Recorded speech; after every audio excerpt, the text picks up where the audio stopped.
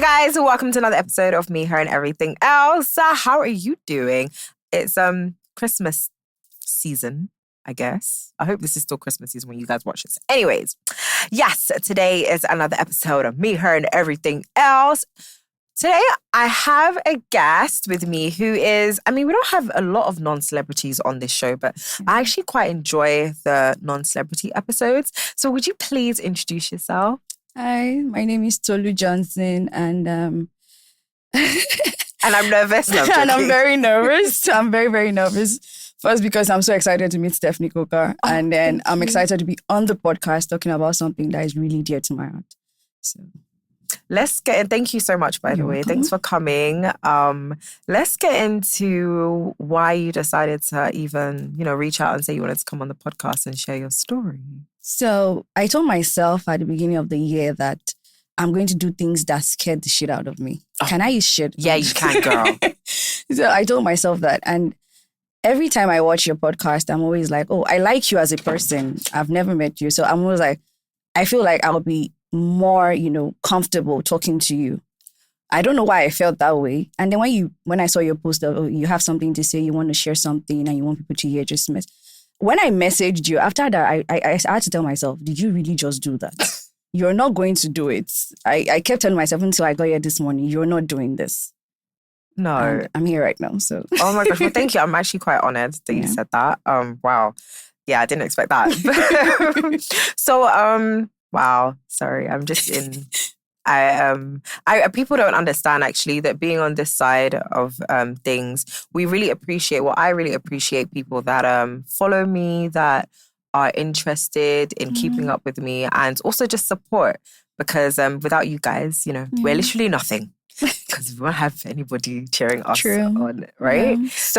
Yeah. So when you reached out and I saw your story, I was like, wow, this is something that I feel, this is an experience that you've gone through that I wouldn't really liken to a Nigerian. Now, every time I say Nigerian, I'm scared. You see what you people have done? I'm not sure if I can say Nigerian, but I would not really liken this to a Nigerian household, your story. So I'll let you do the honors of actually telling us about your story. Yeah, so growing up for me, it all started when I was very little. And you know how you're supposed to shield your kids from knowing that you're into drugs? But I knew. I was just one of those very curious kids that just knew. Because I would wake up in the middle of the night and I wouldn't find my parents in bed with me. My mom would literally blow my face to sleep. Like, this girl sleep. So that, she can go out and go take drugs. So I grew up already knowing at 2, 3, I didn't know it was called drugs or whatever. But I just knew that something was off. And I still feel that way about things. Like, even if I think I have moved on and I've healed and all that, I still feel I'm still in the process of healing. And the first step is not victimizing yourself. I don't see myself as, because my parents were, drug addicted and I was born in their environment. And then, that makes me, I'm not going to amount to nothing. Am I a victim of, having drug parents? But it doesn't really matter. So you don't want to be a victim of your circumstances. I don't want to be. And I don't want other people who are going through who've been through what I've been through to feel that way. That, because number one, it's not your fault. You didn't have to be born into that parents, to that circumstances or whatever. But when you're in it, you just have to find a way to remind yourself that you're bigger than whatever is going on around you. You're bigger than whoever gave birth to you. I'm not saying like you're bigger than your parents, but I get you. Whatever you were sent on earth to do, it's actually beyond. You have to look at the bigger picture. You have to look at the bigger picture. And I didn't have people who could do that for me. So my mom wasn't really educated, and she had her own upbringing that, also pushed her into drugs. My dad is from a good home and, he's a butter kid. So, he was a little bit spoiled and maybe that was what happened and why he moved into drugs. He actually had a very good life. My grandma would tell me before she died that he was a pilot, he was a sailor at some point. He was touring around the world doing great things. And then all of a sudden, this guy just comes back to Nigeria and he's hooked up on drugs. So would you say that the addiction started abroad and then it's something he brought back with him back home to Nigeria? No. Although I feel like at that point in Nigeria, drugs weren't really, people wearing conversant with cocaine and, and the rest of it. I was going to ask you, when we say drugs, what exact drug are we talking about? Because, there's different classes of drugs. Yeah, we're talking about cocaine. We're talking about our drugs.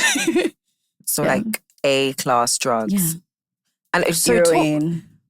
Heroin. Yeah. And this was in Surulere, correct? So were you living in Surulere then? No, we're living in Ikeja. My grandparents have this house in Ikeja. So we all used to stay in Ikeja. So I grew up in Ikeja. And before we moved to Ghana, at some point, me and my mom also moved, she left my dad, he was getting abusive at some point. He's such a lovely person, but to see this person go out in rage, it's scary.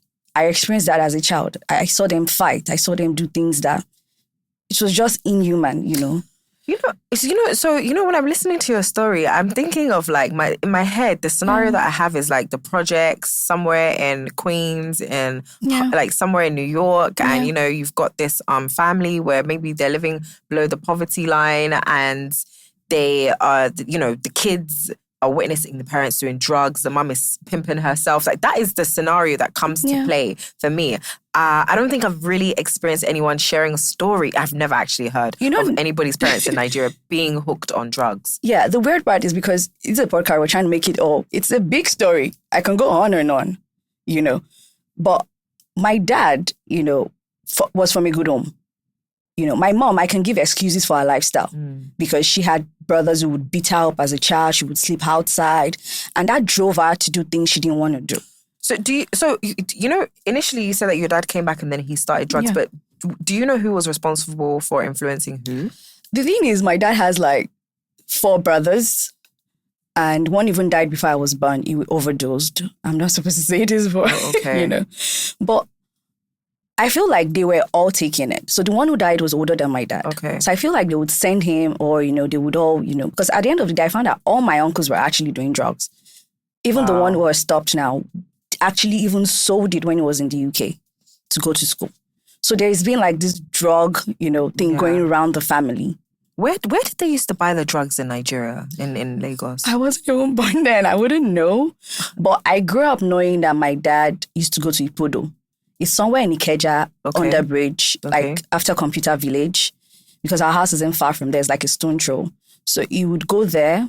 I even remember there was this night, I think I was asleep. Then I woke up in the middle of the night. I was like 3 or 4. And then my dad was coming in from Ipodo. And I'm like, I want to see my mom. I had not seen my mom in like 2 months then. So I was like, I want to see my mom. Where was she? She was, sometimes my mom is, when she starts, she can't stop. When she starts taking the drugs? When she starts taking. So she can go off. The difference between her and my dad is she can go off for like 3 months. And then when she's back on it like that. She's back on it for like months or years. So who was looking after you? And do you have siblings? For my dad, I'm an only child. For my mom, I'm the second child and the only girl. Okay. She has a boy due to our brothers, being hard on her and all that. So she had a kid when she was very young. Okay. So she had my brother. Okay. And then for my dad, I'm my dad's only child. Okay, but did your dad have other children? He claims he has other children abroad, but we didn't find any. Even when he died, nobody came. I'm still the only one here.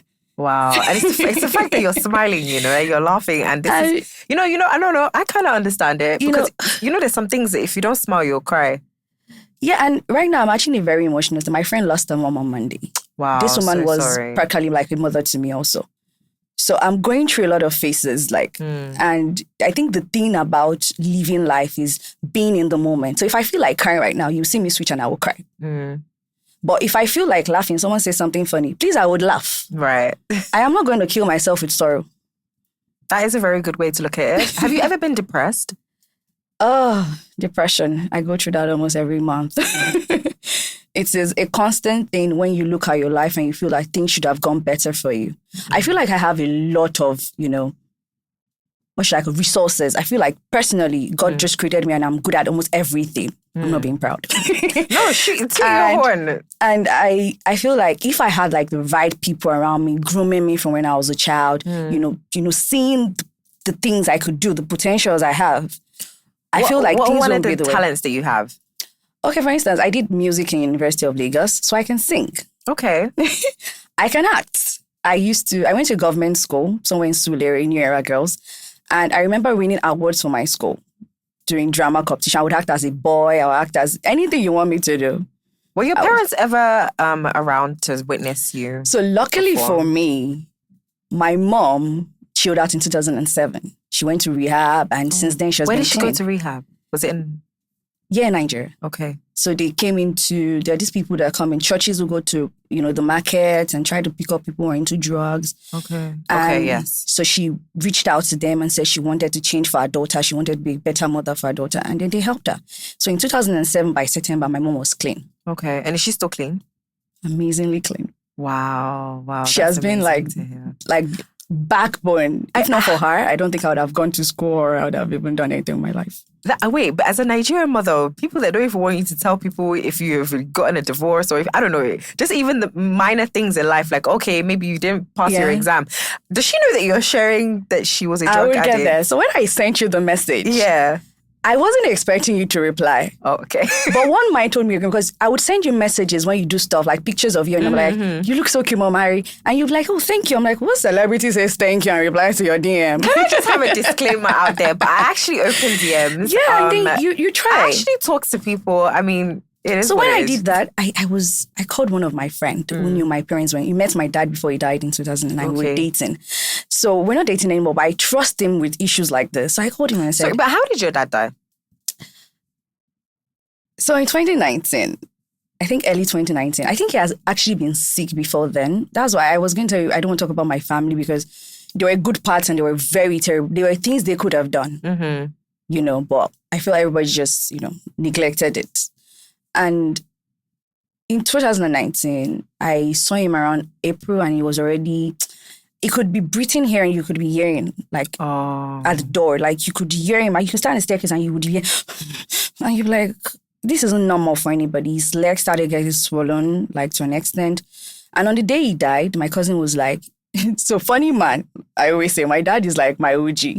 This guy took his tenant's money. He made sure he collected his last tenant's money. He went to Ipodo. This guy had fun with his money. He did what he enjoyed doing. He smoked himself to death. Wow. Do you know what drug he smoked? Definitely coke. So he actually, do you think he OD'd? Or I don't think he OD'd. I think it was just time. You know, things were already damaged. For his leg to be swollen, only God knows, maybe he had kidney problems. And I was still in the university then. And I saw myself through the university. So I couldn't be responsible for him at that time.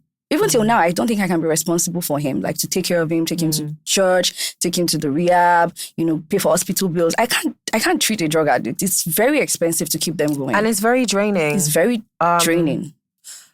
Wow, it's so funny. You've been talking and now I just realized that I've actually had a family member that was on drugs. Yeah. And I'm now only remembering, but it's funny what the brain likes to remember. But I was young and I don't know if my mom, as I said, I don't know, parents don't really like you sharing stuff.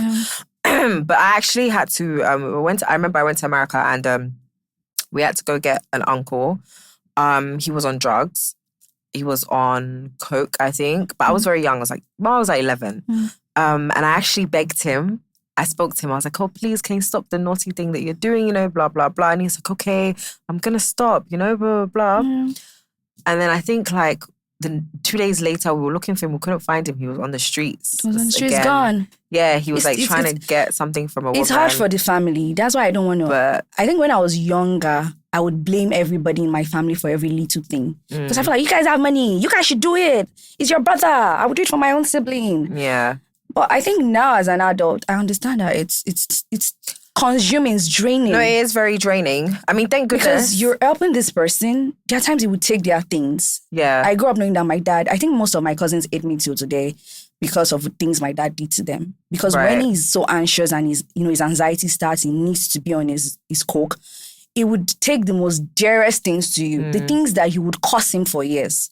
And like I said, my dad is like the coolest person you ever met. He would never, with his accent, like the way you talk, so cute, with his American accent. And, you would never imagine that it would be so crazy to you. But it happened. I mean, so now, for the uncle that I spoke of, he actually made it to Nigeria and he's actually fine now. Wow. Yeah. But I could see how draining it was for everyone involved. Yeah.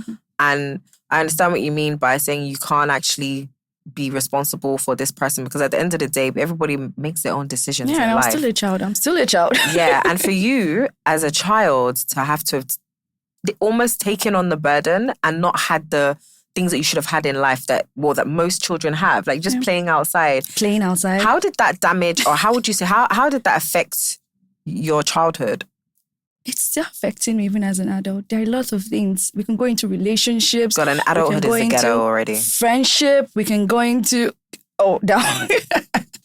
You know, we could go into a lot of. We could just pick subtopics and just go into them.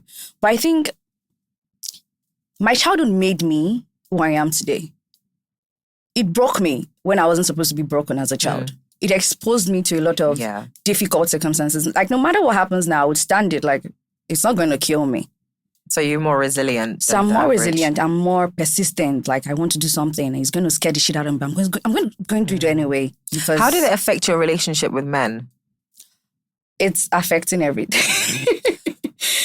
It's me. Okay, first when I started dating very early. And I think How early? Like 19. I'm 25 now. And 19 is not early.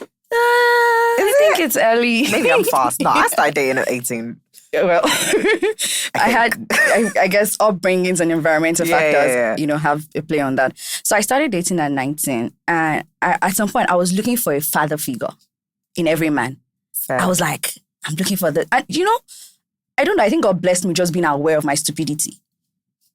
Yeah, I feel God blessed me with that. I would be doing things and I would just know that, Kini, this thing you're doing can make sense. Can need bed anyway. You are not going anywhere with this thing. But I would tell myself, you know what? I would rather try than regret. I hate regretting things. Did you ever try drugs? Okay, I wasn't supposed to talk about myself, but no. I would never try drugs, but I do it. And I do edibles, mostly. Okay. And I think that's an effect of just wanting to escape.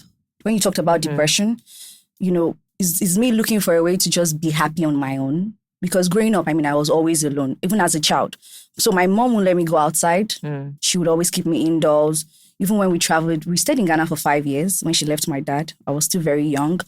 And I don't have friends. And it's affecting me now. I don't still have friends, childhood friends. I never went to one school. Right. It was always from this person's house to that person's house. Don't even let us start talking about the molestations because you're staying in another person's house and you just have to. And I understood, like I said, as young as I was, I understood the situations my parents were in. So I always try to give excuses. I always try to make, things I wasn't supposed to be doing as a child, trying to understand. Yeah, like you went trying into to figure things out. Mode. Even till now, I think I'm also in survival mode. I can't fall in love because I'm in survival mode. I don't have time to say, I met this guy and he heard the vials and you have to, you feel like... I'm thinking, yeah. Can he do this for me? Can he do that for me? Can he console me when I get... Because I still get into one of my moods and I'm laughing, I'm talking, because I want to be like this right now. There are times when I'm like, everything is falling apart. I'm crying and I'm hysterical about a lot of things. So... Do you know anyone else that has experienced this? Like, did you meet anyone else? No, so that have parents like yours. I have friends then. Okay, so part of you always going to the ghetto because my parents were dead. There was a point I used to follow my dad. He would go in and smoke, and I would just sit outside and wait for him. I just can't believe this is in Lagos, Nigeria. It's happening. The luck I had is I think my mom was able to control herself from taking drugs when she was pregnant with me. So there are actually people that still take drugs, and I think that would have affected me mentally, and I wouldn't be able to process things logically. You see people always, they can't process simple things. You're like, why can't you do just simple things? Yeah. And I actually feel it affected me. Growing up, I remember I was a very slow learner. When it comes to academics, reading, I couldn't read on time. I couldn't, things that my mates were doing already, I wasn't doing them yet. Because my education wasn't stable. There was a time I had maybe from nursery, I jumped to kindergarten, then I'm back in nursery. Because we're moving around. I'm staying with different people. Different people are influencing my character. I didn't grow up with just my parents. I didn't grow up with just my grandmother. I grew up with this auntie. So there was no stability. Yeah. Okay. This is a really heavy topic. I'm just really, really shocked again. But you say, and that's the thing now. I don't want to generalize and say, okay, I've never heard something like this. But you don't even know people that are like you. You don't know that many people. I don't know that many people. And that's why I'm doing this. I think it's time for people to actually come out. Because when I see people talk about drugs, they talk about the addict, the person taking the drugs. The kids are in danger. They're being neglected. So that's the thing. So I don't think it's that there aren't any drug addicts in Lagos or in Nigeria. There are a lot of drug addicts, but we don't actually realize that these people might have families. What tends to happen is that we have a picture of what a drug addict in Nigeria looks like, and he's probably half naked, mad, just looking for a fix in the ghetto somewhere. But your dad was a pilot. He came from a good home, and he relapsed many times. And if you saw him on an average day, would you say, oh, he's a drug addict? Yeah. Did he look like a drug addict? Yeah, I can show you a picture after this. I can show you a video after this. That's not where I was going. I can show you a video. But yeah, I mean, it's hard to fathom that these people have families. Yeah. And I think that's the one thing that we can take away from this, that people that are drug addicts and maybe, I don't know, even prostitutes. Yeah, they have in families. The destitutes of society, they actually have families. Yeah. They have people that they are supposed to be taking care of. They're supposed to be responsible for. Yeah, but so what happens to these people? So you're right. We focus a lot on the addict and not the people. Because I feel like the children you're neglecting, you're not talking about. I feel like they are great talents. They are great people who would, maybe turn this country around. That's what we're praying for. And no one is looking at them. And before you know it, they're also on the street like their parents. And that's why I'm grateful that my mom decided to chill out in 2007, because if she didn't, where would I be? Yes, your mom. Back to the question about, does your mom know that you're coming on today? Yeah, so after I chatted you up, I waited for like 2 days. I spoke to that my friend I told you about. Then I waited for like 2 days, and I'm like, Mommy, how would you feel if you hear something about you on TV or on, And then she goes, actually, she has done like 2 testimonies. Okay. She did one in Orientals years back. Then she did one in TBS. So she has had that, but she's a very shy person. She feels like I don't have enough education to talk to people. And I'm like, it's not about the education. Speak the English the way you can speak it. Yeah. As long as you're passing the message and people understand you. So when I told her, she said, is it what you want to do? I said, yes. She's like, you that you're always shy. Will you drink stout before going? I said, no, I won't drink stout. I said, no, I won't drink stout. I'll face them. I'll tell them what this thing is like. And she's like, okay, if you really want to do it, then go for it. Wow. I really love that about your mom. So she actually encouraged me to do this. Wow. That's actually amazing to hear. I think through telling and sharing our experiences, we are able to obviously help others that don't feel like they have a voice, and also allow others in society realize that things are happening. As like, look at me now. I was just thinking, this kind of story, if they said, okay, somewhere in New York, in the Bronx, I would say, yeah. But in Ikeja, in Lagos, Nigeria, you're telling me that this was happening. Your mom was leaving you. Your dad was leaving you to go and buy drugs, to go and get high on cocaine. This is not even weed we're talking about. It was doing weed, cocaine. By the way. Also, I think the first person I saw with weed was my dad. My dad is very tall, so he would carry me on his shoulder. And he had the plant outside the compound, so he would go take it. And I just know that this man was putting something and was just grinding it in his hand. And I told you, I'm a very curious child. I just pray I don't have someone that I don't have a mini-me like me one day. And I'm like, this thing looks good. This guy is probably having fun. I'll probably try this when I'm older. Wow. But so when people tell me your weed taking is because it's used for exuberance or someone is influencing you. I'm like, no one influenced me. Well, technically, your dad influenced you. And that's what they say. You have to be careful what you do in front of children. True. Because they'll always want to imitate you. Thank God you're not imitating, the worst of it all. But we do definitely need to be careful of what we do in front of kids. Definitely. Have you ever gone to therapy? Okay. I'm a Nigerian. What does that mean, please? And in this part of the world, we cry. We don't go to someone and tell them our problems. Do we even cry? Are you even allowed to cry? Men, I've already given up on them. I know that they're apparently not really allowed to cry like that. Like I said, I look alive. I don't want to bring God into this because I'm not like this kabababa Christian. So you didn't hold on to religion? No, I am. Like, I'm not this kabababa, like the whole... No, I'm not that kind of Christian. I am the logical Christian. I find logic in everything. High five. I feel God gave me sense, gave me brains. Yeah. So use it. Think. We should. Let me just give you a very off topic, but this is a very very simple analogy. Abroad, oh my God, abroad now they don't have to think about praying for electricity. You don't have to say, "Oh God, today, please, I hope they'll bring lights, or so that we'll be able to sell our market." You don't have to pray that prayer. But when you're in Nigeria, you must add that to your prayer. Definitely. So my point is that there's some things that are just logical and this makes sense if where you are is making sense. Yeah. You don't have to add this to your prayer points. You But in don't. Nigeria, it's like we have 50 prayer points where the person somewhere else might have like 5. Yeah. So some of this thing is literally down to your environment and where you Yeah. are at that point in time. So my mom is Iskaba Baba Christian.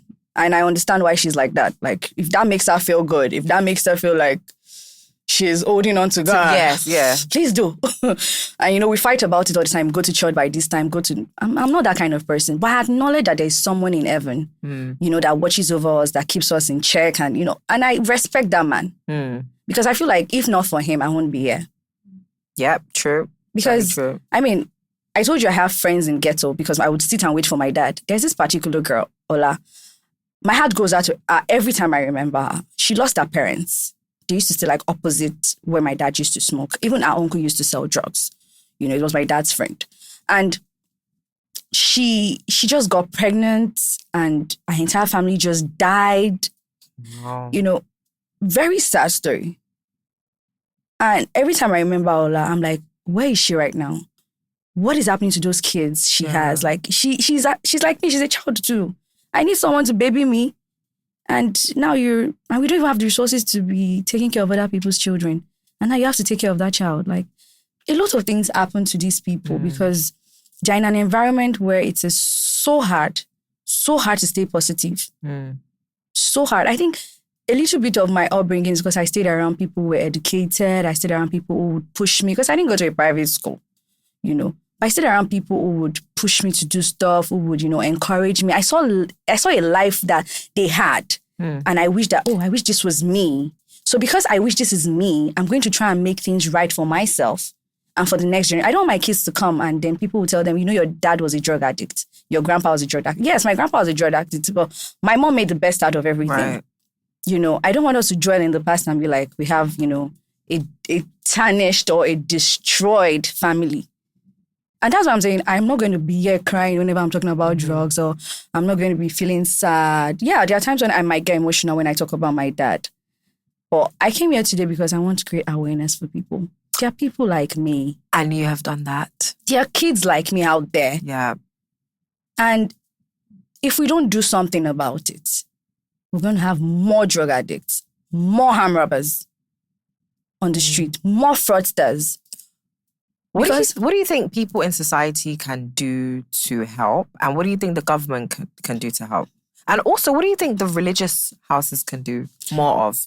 I feel like the religious houses just think prayer and, they try. I mean, I know my mom was giving medical attention while she was in the rehab. So they try to go around. But I feel sometimes, Richard, like I said, it's not about God. Sometimes you just have to be realistic. Is this thing going to work? Because I've seen a lot of adults, go into the rehab and my mom's friends I know, and after like a month or 2, they go back into drugs. So your mom had friends that were on drugs as well? Yeah. Were Even they like a very clique? influential person. I'll tell you that secret after this. Okay. But were they so like I don't get arrested by the big people. Okay, hold on. But are they... Wow, wait, hold on. You say this now and it's like there are people in high society that are doing drugs. I mean, that's not a shocker to me. No. But they have family in the ghetto. There was a particular woman, we call her Auntie Yabo. She's like related to this big family. She was there. She was like my mom's close friend. Anytime she sees my mom, I think after my mom chilled out, we went back to the rehab a couple of times. We went back to Ipodo, to the environment. There was one time we did an outreach. We were giving people food, trying to bring them to God, And I saw this auntie there. And like a year ago, our family cleaned her up and took her to the US. Oh, okay. No, not the US. I think Egypt or something. Okay. Or when they were doing those Christian places they go to. And then she's back there. So, she's back in Ipodo? She's back. And she was looking worse than I was like... So you can't say they didn't try for her. Some families are doing their best. Yeah. What would you say you think maybe the government could do to help? I feel like the government should accept that this thing is going around. I agree with you. I think they should accept it that people are on drugs. And I'm not here to actually advocate for the drug addicts. Mm-hmm. I'm sorry. As much as I know they need love, they need attention, they need whatever. I feel like you're an adult and you made that decision. I mean, there are times when I looked at my dad, just for me, there are times when my mom would beg him, like, this child you're looking at, this is your only child. Just for her, do right by her. This once. Nothing. Yeah, because there are actually, and that's the thing, there are the government should just leave them and let's just focus on the children, on their generation, people, the families who are going through pain. The children who don't have education because, you know, I remember in Ghana, my mom's friend, she gave birth to this very beautiful baby boy and she just abandoned him in the ghetto in Ghana. This time, as of this point in our lives, it's not like we even had a house. My mom and I were staying in this uncompleted building in Ghana. And I was like, maybe 5 or 6. My mom took this, when she heard like the stories of how the boy he was having kwashiorkor, big tummy, small body, very tiny body. My mom had to go to ghetto and she took him. That time, I told you, my mom, even before like 2007, when she finally chilled out, there were times she would be on and she would be off. Okay. So at that point, she was off. So she went into the ghetto, she brought this child, she took him to the hospital, they treated him. And this child was like practically a second child. She was taking care of Daniel, doing everything for him. So there are kids who have been neglected. So you want the government to focus on the family. And the families, the children. And from being a neglected child, you start having self-neglect as an adult. There are times I don't even care about how I look. I can actually remove my wig here. And you see my look. It's a safe place. You know, you feel like you will not amount to anything because the people before you who gave you life didn't amount to anything. So the first step is not victimizing yourself. It is not your fault. You're not the one on drugs. And you know, if we don't help each other in society, you know, is like people will start feeding off of whoever is there. You know, once I know there's that saying. You know, once you might be doing well, but if you're neglecting all those that are suffering around you, then one day they will just come to feast on you as well. Yes. So the government should actually create more awareness around the people, drugs and the families, the children. Yeah. Maybe creating support for the families. I mean, we don't really have like, I don't know. Do we? So what I've been trying to do. So do we have not child support. You know where you can go in where you can go and take children away from the parents. What's it called now? Like social services. Social services. I think they have it. They have it sworn in barracks opposite where I stay. But I'm like, it's not working. Maybe they don't have the right people. Maybe you need people like me who have been through this. Maybe because that's why I'm doing all this. Because when I didn't want to serve, I'm going to say this openly, and I don't care if the government is offended, because I feel like there are other things you could be empowering me with as a youth in this country than telling me to go to someone's village for years. Not years, just a year. It feels like I've been there for 2 years already. But so what I do is I've not gone to a lot of schools in Ibadan, but the few I've been Ibadan? to. No, I'm in Lagosian. I'm Moeko. So the few schools I've been to, what I do is I focus on teaching the kids about drugs. Okay. And the best way is I try to get questions from them. Like, what are those questions that go into your head as a child when you hear drugs, when you hear, then I try to, create an awareness for them that, okay, are your parents into drugs? Do you need someone to talk to? I've gone to like 3-4 schools in Ibadan, and I see that it's not just even talking to them alone. You need to meet the needs of the children, because as little as they are, they already understand that they need to eat, they need money, they need this, they need that. So when you're talking to them and you're not feeding them, and those children, they don't speak English. They are just looking at me like, Auntie, when are you leaving? So we can go and, Yeah. So I feel like... What advice, unfortunately we have to go, what advice do you have for anyone that might be in the position that you were in with parents that are on drugs, or even family members that are hooked on drugs? So it might not be their direct family member. So for... parents. Kids like me who have parents who are or were into drugs, I would say you're not the problem. you were never the problem. The mistakes your parents made is not your fault. I know it's hard, when you don't have all the resources you need, but you can always make your own resources. You can always choose to be see things in the brighter light. You don't have to feel, oh, okay, so my parents, their life is, practically destroyed. So me too, I have no point. They lived their life. And when they go, people are going to blame you. That's what I know about Nigerians. Once you fail to do what you're supposed to do, they won't blame the people who brought you into this world once you're an adult. It is you they will focus on. Because you can't go and tell everybody that my parents are into drugs and my life has been... I know it is hard. I'm sorry I'm using tough love here. It is hard. Life is hard. I don't see shaggy. But you have to tell yourself the truth. Is this how you want to bring your own kids into this world? Right. At least for the sake of your next generation, try to do better. Try to do better. Yeah. And then for families, I know it's not easy because when they're into drugs, they kind of, like I told you, my dad would take things from my cousins who were already... I have cousins in big places who will not even talk to me on the phone. Because I understand it. I didn't understand it when I was younger, but I understand that they are still pained. Mm-hmm. But guys, it's not my fault in case you're going to hear this. Yeah, please forgive. So for families, just love. Because that's one thing my mom had that my dad didn't have.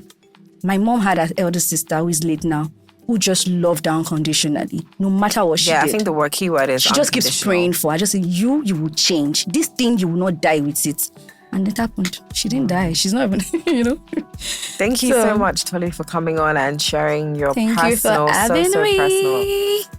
life experience with us. And you can please let the audience know or the listeners know where they can follow you. Oh, okay. Yeah. Okay, it's Tolu Johnson. Tolu J, really, on Instagram. Yeah. Perfect. All right, guys. I hope you enjoyed this episode. We'll be back again on Me, Her, and Everything Else.